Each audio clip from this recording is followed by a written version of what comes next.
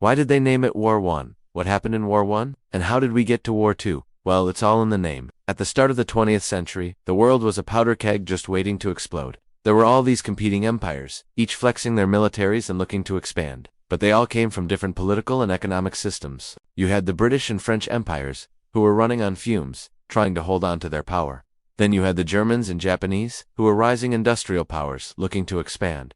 And then you had Russia, who was stuck in the middle.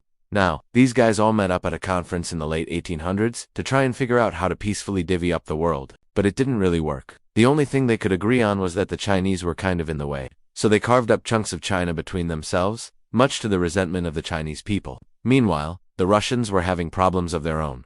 They'd taken a chunk of land from the Chinese in the east, but they were being pushed back by the Japanese in the Pacific. Now, the Russians had a massive army, but they weren't really prepared for fighting a modern war. They didn't have enough weapons or training or even bullets, but they did have a secret weapon, their leader, Nicholas II, who was convinced that if he could just hold on long enough, the rest of Europe would come to his aid. But as the fighting dragged on, the other European powers started to look out for their own interests.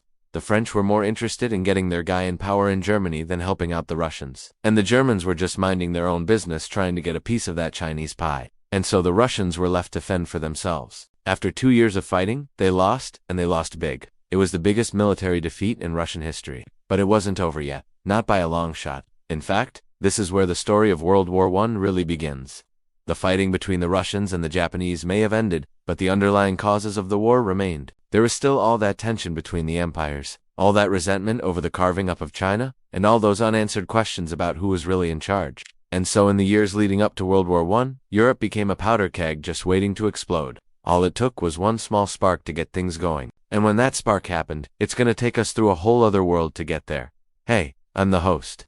And if you want to hear more about World War I, stay tuned because I've got a lot more to come.